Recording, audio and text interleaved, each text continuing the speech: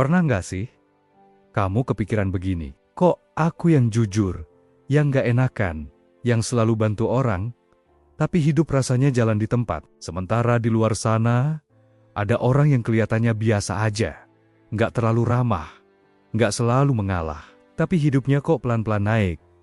Bukan cuma soal uang, tapi soal rasa aman, tenang, dan pilihan hidup. Dan yang bikin bingung, kita ini nggak malas, nggak juga boros. Bahkan sering banget mikir, ya udah, aku ngalah aja. Tapi anehnya, semakin sering mengalah, kok rasanya makin jauh dari hidup yang kita harapkan. Kalau kamu pernah ngerasa seperti itu, tenang. Kamu nggak sendirian. Dan yang perlu kamu tahu, ini bukan karena kamu kurang pintar. Bukan juga karena kamu kurang kerja keras. Dan sama sekali, bukan karena kamu terlalu baik. Masalahnya seringkali ada di tempat yang jarang dibahas orang. Di pola pikir yang diam-diam, kita pelajari sejak lama. Di video ini, kita nggak akan menyalahkan kebaikanmu. Justru kita mau ngobrol, jujur. Kenapa banyak orang baik, kesulitan berkembang secara finansial? Dan apa yang sebenarnya bisa kita ubah, tanpa harus berubah jadi orang yang tidak kita sukai? Kalau kamu orang baik, video ini bukan buat menghakimi, tapi buat membebaskan. Kalau kita ngomong soal orang baik, kebanyakan dari kita langsung kebayang orang yang nggak enakan, sulit, bilang tidak, lebih mikirin perasaan orang lain, takut dibilang egois, dan sering mengalah. Walau capek sendiri, ini bukan sifat jelek. Bahkan dari kecil, banyak dari kita dipuji karena ini. Anak baik itu nurut, jangan merepotkan orang lain. Kalau bisa ngalah, ngalah aja. Lama-lama, tanpa sadar, kita belajar satu hal penting. Jadi baik itu artinya menekan kebutuhan sendiri. Masalahnya, waktu kita kecil, mungkin itu terasa aman. Tapi saat kita dewasa, pola ini ikut terbawa ke urusan kerja, uang, dan masa depan. Kita jadi nggak tega, naikin harga merasa bersalah, kalau dapat lebih takut menagih hak sendiri, dan sering bilang, nggak apa-apa. Padahal sebenarnya keberatan. Yang jarang kita sadari, ini bukan cuma soal sikap, ini soal identitas diri. Di dalam kepala kita tertanam kalimat tak terlihat. Kalau aku terlalu mementingkan uang, aku bukan orang baik. Dan disinilah konflik dimulai. Karena di satu sisi, kita ingin hidup tenang, cukup, dan berkembang. Tapi di sisi lain, kita takut kehilangan label orang baik. Banyak orang akhirnya terjebak di tengah. Baik hati, tapi lelah. Tulus, tapi khawatir soal masa depan. Dan ini penting banget untuk kita sadari dulu, sebelum bicara lebih jauh soal uang. Karena selama definisi baik kita masih seperti ini, uang akan selalu terasa seperti sesuatu yang harus kita jauhi, bukan sesuatu yang boleh kita kelola dengan sehat. Kalau sudah sampai sini, dan kamu mulai merasa, loh, ini kok kayak gue banget, itu tanda kamu mulai sadar. Bukan salah. Banyak orang baik tumbuh dengan satu keyakinan sederhana. Kalau aku berkorban sekarang, nanti juga ada gantinya. Dan niatnya tulus. Mereka membantu tanpa hitung-hitungan. Mereka mengalah supaya suasana tetap damai. Mereka menahan diri demi orang lain. Masalahnya, pengorbanan yang sehat dan pengorbanan yang berlebihan itu beda. Pengorbanan yang sehat ada batasnya. Pengorbanan yang berlebihan sering dilakukan tanpa sadar. Dan biasanya disertai satu kalimat di kepala. Yang penting orang lain dulu.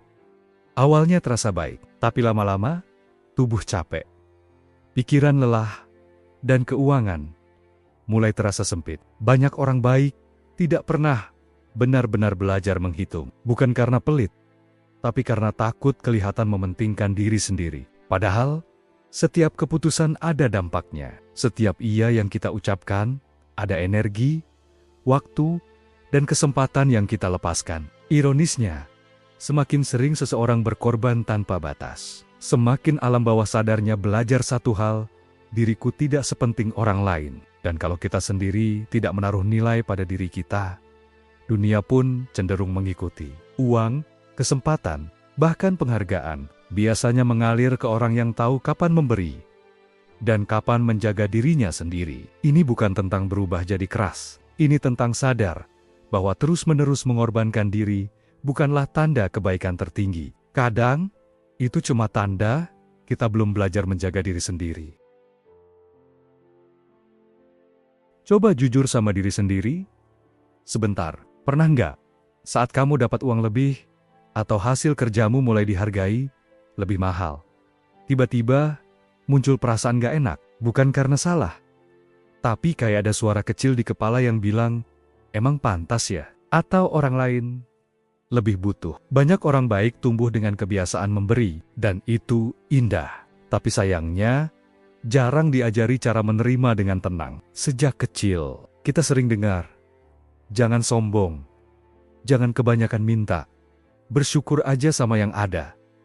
Kalimat-kalimat ini, niatnya baik, tapi kalau masuk terlalu dalam, alam bawah sadar bisa menangkap pesan yang keliru. Menerima lebih itu berbahaya. Akhirnya, saat rezeki datang, kita justru merasa harus menolaknya secara halus. Misalnya, menurunkan harga sendiri, bekerja lebih banyak tanpa bayaran sepadan, merasa tidak nyaman saat dipuji atau diberi kepercayaan besar, bukan karena tidak mau maju, tapi karena takut berubah, takut dibilang berbeda, takut dianggap tidak sederhana, takut kehilangan citra orang baik. Padahal, menerima dengan tenang itu bukan keserakahan. Itu tanda bahwa kita menghargai usaha dan waktu kita sendiri. Uang tidak hanya soal angka, ia juga cermin hubungan kita dengan diri sendiri. Kalau setiap kali menerima kita merasa bersalah, alam bawah sadar akan belajar satu hal. Lebih aman tetap di level yang sama, dan tanpa sadar, kita pun menahan pertumbuhan kita sendiri. Banyak orang baik punya satu ketakutan yang sama, bukan takut gagal, tapi takut mengecewakan orang lain. Akhirnya, kata tidak jadi terasa berat. Padahal sebenarnya, itu cuma 5 huruf. Saat diminta bantuan, kita bilang iya. Saat diminta harga murah, kita turunkan.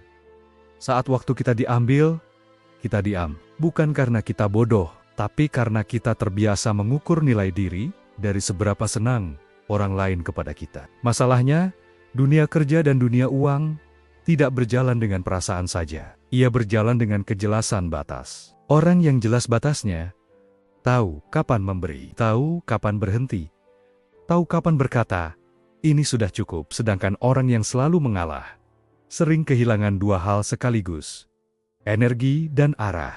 Takut pasang harga sering bukan soal angka, tapi soal keyakinan. Kalau aku minta segini, nanti orang pergi.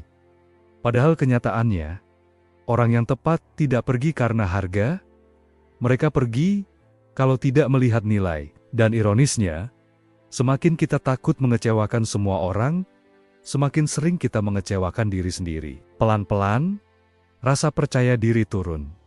Keputusan makin ragu-ragu, dan uang ikut tersendat. Bukan karena kita kurang baik, tapi karena kita belum belajar bahwa punya batas itu juga bentuk kebaikan.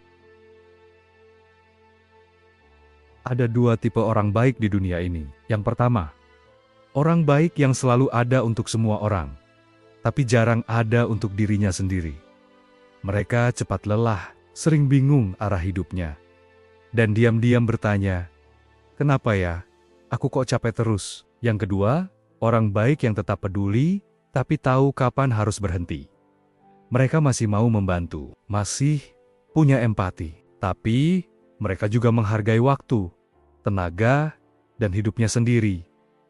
Perbedaannya bukan di hati, tapi di batasan. Orang baik yang kelelahan sering merasa kalau pasang batas berarti jadi jahat, padahal kenyataannya, tanpa batas, kebaikan justru berubah jadi beban. Orang baik yang punya batas tidak kasar. Mereka hanya jelas. Jelas soal waktu, jelas soal tenaga, jelas soal nilai dirinya. Dan kejelasan inilah yang membuat hidup mereka lebih stabil, termasuk secara finansial. Uang cenderung mengalir ke orang yang bisa membuat keputusan dan tidak ragu dengan nilainya. Tidak berubah. Ubah hanya demi disukai, bukan karena mereka egois, tapi karena mereka tenang dengan dirinya sendiri. Saat kamu tahu batasmu, kamu tidak perlu berteriak, tidak perlu menjelaskan panjang lebar. Kamu cukup berkata jujur. Dan anehnya, dunia justru lebih menghormati orang seperti ini. Ini mungkin terdengar aneh, tapi semakin sering seseorang mengalah tanpa batas, semakin sedikit ruang yang ia miliki untuk bertumbuh. Bukan karena semesta jahat, bukan juga karena hidup pilih kasih, tapi karena setiap keputusan mengalah selalu punya konsekuensi. Saat kamu terus menurunkan harga, kamu mengajarkan orang lain bahwa usahamu bisa ditawar tanpa batas. Saat kamu terus bilang iya, kamu mengirim pesan tak terlihat. Waktuku selalu tersedia. Dan lama-lama, pesan ini kembali ke dirimu sendiri. Alam bawah sadar, belajar satu hal penting. Aku tidak perlu maju terlalu jauh. Aku tidak perlu minta lebih. Uang itu sensitif terhadap kejelasan. Ia cenderung mendekat ke orang yang tahu arah, dan menjauh dari orang yang terus ragu. Bukan karena uang itu jahat, tapi karena ia mengikuti pola keputusan. Orang yang terlalu sering mengalah, sering menunda keputusan penting. Naikkan tarif, pindah pekerjaan, atau mengambil peluang yang lebih besar. Dan setiap penundaan kecil, kalau dikumpulkan, jadi jarak yang jauh. Yang menyedihkan, banyak orang baik mengira ini adalah nasib. Padahal sebenarnya, ini hanya pola yang belum disadari. Begitu pola ini terlihat, kita punya pilihan. Terus mengulang, atau mulai berubah pelan-pelan. Kabar baiknya, kamu tidak perlu berubah jadi orang lain untuk hidup lebih baik. Kamu tidak perlu jadi dingin, tidak perlu licik, tidak perlu menutup hati. Yang perlu diubah hanyalah cara kamu memperlakukan dirimu sendiri. Mulainya bukan dari uang besar, tapi dari keputusan kecil sehari-hari. Belajar berhenti sejenak sebelum bilang iya. Belajar bertanya pada diri sendiri. Ini aku mau, atau aku cuma takut nggak enakan. Belajar menghargai waktu sendiri, seperti kamu menghargai waktu orang lain. Belajar pasang harga, tanpa minta maaf berlebihan. Ingat, harga bukan soal keserakahan. Harga adalah bentuk kejelasan. Orang baik yang sehat tidak memberi sampai habis. Mereka memberi dari tempat yang utuh. Dan yang sering terjadi, saat kamu mulai jujur pada dirimu sendiri, hidup justru terasa lebih ringan, hubungan lebih jujur, pekerjaan lebih jelas, dan rezeki pun mulai mengalir tanpa rasa bersalah. Perubahan ini tidak harus cepat, tidak harus langsung sempurna. Yang penting, kamu tidak lagi meninggalkan dirimu sendiri demi terlihat baik di mata semua orang. Kalau kamu orang baik, tolong ingat satu hal penting ini. Dunia tidak membutuhkan lebih banyak orang yang mengorbankan dirinya sampai habis. Dunia butuh orang baik, yang kuat, utuh, dan sadar akan nilainya. Menjadi baik bukan berarti selalu mengalah.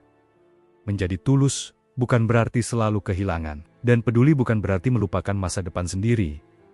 Kamu boleh berkembang, kamu boleh hidup lebih tenang, kamu boleh punya kehidupan yang layak tanpa harus merasa bersalah. Uang bukan musuh kebaikan. Uang hanyalah alat, dan di tangan orang baik yang sadar, uang justru bisa memperluas manfaat. Perjalanan ini bukan tentang berubah dalam semalam, tapi tentang berhenti meninggalkan diri sendiri setiap kali harus memilih. Kalau hari ini kamu mulai belajar berkata jujur, memasang batas kecil, dan menghargai dirimu sendiri, itu bukan tanda kamu jadi orang lain. Itu tanda kamu akhirnya pulang ke diri sendiri. Dan dari tempat itulah, kehidupan yang lebih utuh perlahan bisa tumbuh.